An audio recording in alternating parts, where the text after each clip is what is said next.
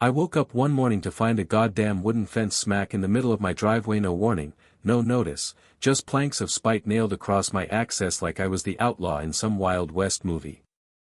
First thing I did, I laughed.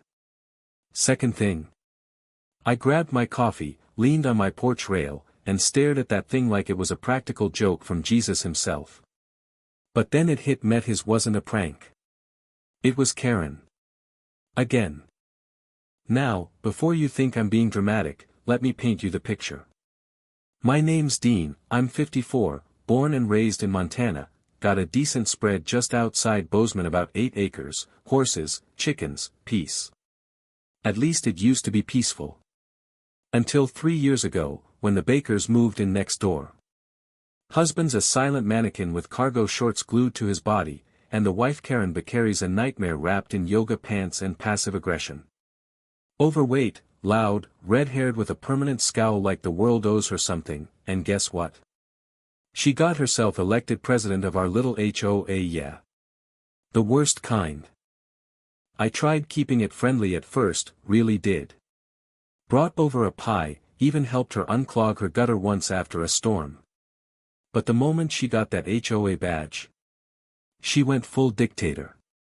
Fines for grass being too native, complaints about the rooster crowing, even told me my barn door was visually aggressive. Whatever the hell that means. But this was war. See, my driveway cuts across a sliver of the Baker's lot, easement recorded and all, legal since '92. They knew that when they bought the place. Karen just didn't care. Said it was unsafe for her children, even though her kids are grown-ass adults who don't live there. I called her. She ignored me.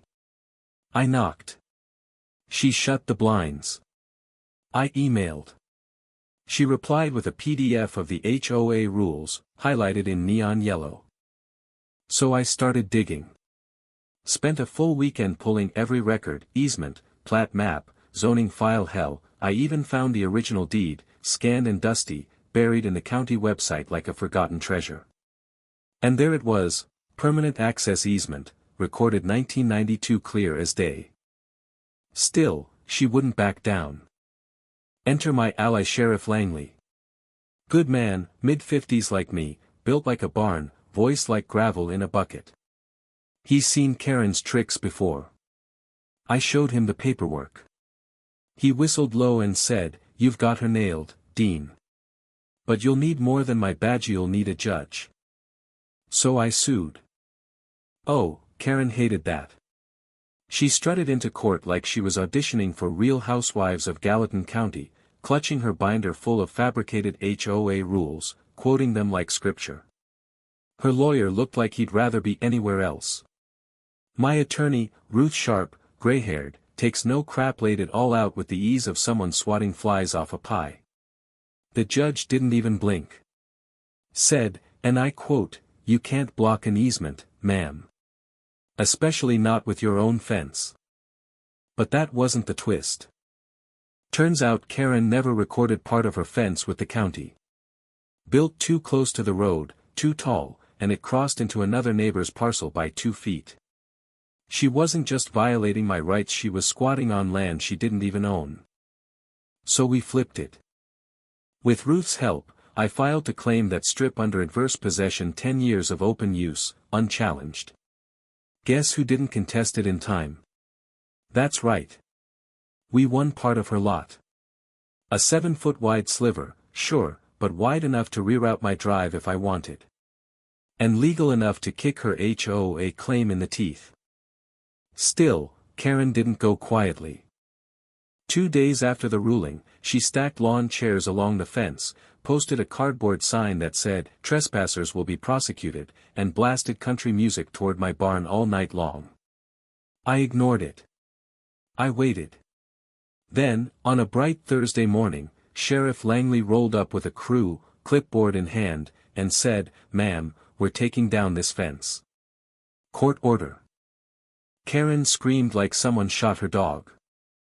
Planks hit the ground with a crack crack crack, echoing across the valley like justice itself.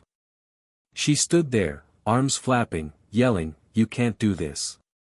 This is harassment. Langley didn't flinch. Just tipped his hat and said, "Should have read your deed, Karen." Now, my driveway's clear again. The sun rises over that stretch like it's smiling just for me. And the best part?